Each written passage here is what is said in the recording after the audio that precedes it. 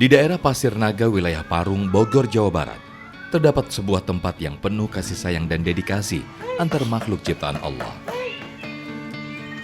Rumah ini bukanlah tempat tinggal biasa, melainkan sebuah penampungan bagi ribuan kucing dari berbagai penjuru Indonesia.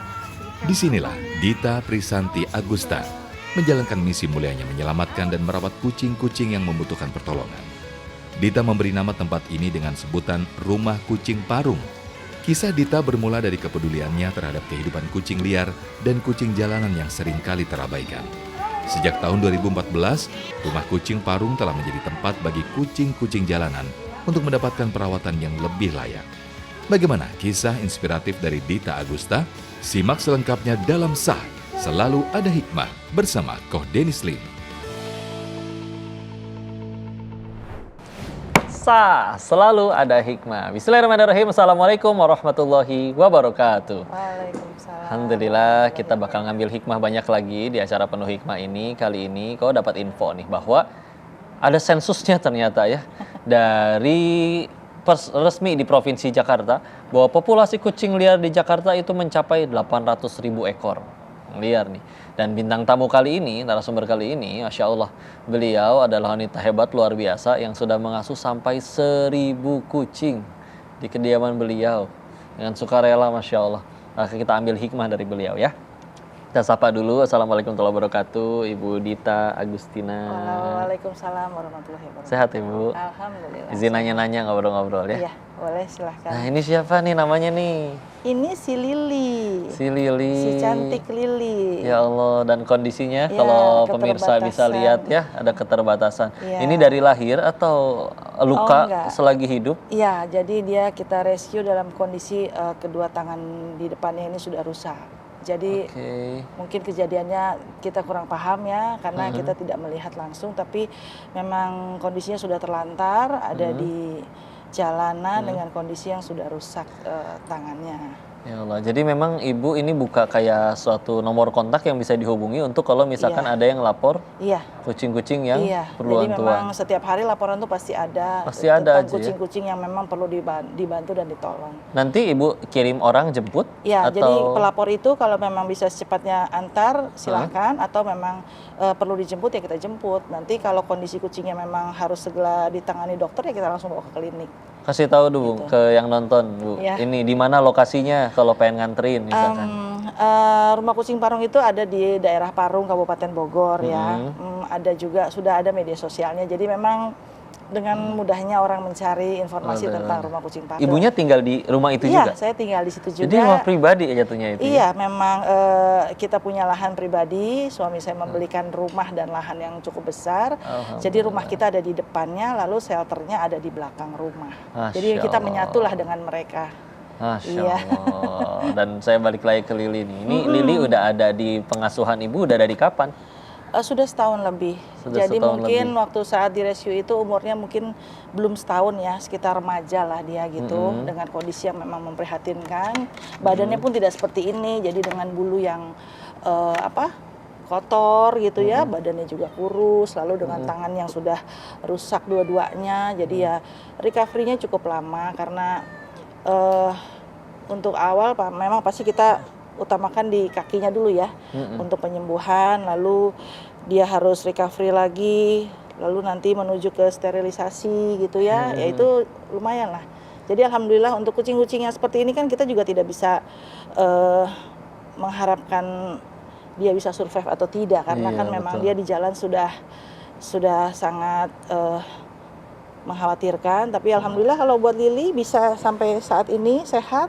Alhamdulillah. Dan ini waktu itu ada yang lapor. Iya, Dijemputnya daerah mana waktu itu Lili? ini tuh kalau nggak salah di daerah Bekasi ya. Saya juga Bekasi. agak lupa daerahnya, soalnya banyak banget sih ya. Jadi Iya, saya secepat mungkin kalau memang perlu dijemput ya ayo kita jemput. Lalu dengan dilihat dari foto dan videonya ya udah langsung bawa aja ke klinik gitu untuk Masya Allah. dirawat Dan dokter.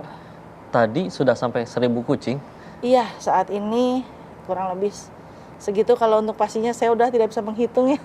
Sedih itu. Karena memang banyak lah ya populasinya. Tapi berarti dengan banyaknya populasi di shelter itu sebenarnya kalau menurut saya bukan suatu kebanggaan ya. Tapi justru itu suatu kondisi yang memprihatinkan karena berarti kepedulian manusia masih sangat kurang terhadap kucing gitu. Karena seharusnya mereka bisa ada di antara kita ya, berkeliaran bebas gitu. Tapi dengan kondisi yang tidak memungkinkan ya mau nggak mau mereka kita amankan dulu gitu, seperti itu. Dan berarti kan yang didahulukan itu memang kucing-kucing yang perlu penanganan khusus dulu ya? Iya, yang kondisinya yang paling banyak ya malnutrisi. Kalau malnutrisi berarti kan mereka susah mendapatkan makan. Gitu. Lalu nanti akhirnya menjurus ke kondisi fisik yang memang sudah tidak sehat, entah kulitnya, entah kondisi fisiknya ya, lalu nanti ada penganiayaan, yaitu kadang seperti ini, atau disiram air panas, disiram minyak panas, seperti itu. Jadi semua punggungnya ini luka terbuka, juga, iya kayak gitu. Biaya pengobatannya ditanggung sendiri, dana pribadi berarti? Enggak, alhamdulillah kita untuk biaya operasional itu adalah donasi. Oh, ada juga jadi orang-orang memang baik ya, dari berbagai pihak semuanya. Kita menerima donasi dalam bentuk apapun, berapapun jumlahnya ya untuk operasional. Termasuk berikut untuk makannya mereka setiap untuk hari. Biaya karyawan, kan karyawan pun. Ada berapa orang karyawannya? Sekarang 15 orang. Itu untuk karyawan, semua yang ngurus itu? Iya, dan memang harus kita kucing. bayar ya gitu ya. Shelter ada ini ya, ada maksimal gitu, maksudnya ke kapasitas nampung berapa kucing? Iya, itu ada maksimal, tapi kita kalau kucing saya melihat di besarnya area. Sekarang ini saya sudah menjadi 700 meter. Area untuk kucing, dan kan kalau saya ini kan open adopsi ya, jadi memang ada keluarnya lagi kucing, jadi tidak selamanya mereka ada di dalam shelter ya, kecuali memang untuk yang cacat, untuk kondisi-kondisi yang memang tidak baik lah ya, butuh perhatian khusus, ya itu tetap ada di sana. Kalau memang yang sudah sehat, sudah karakternya sudah baik, sudah disteril dan sudah bisa dipelihara orang, ya kita cari adopter.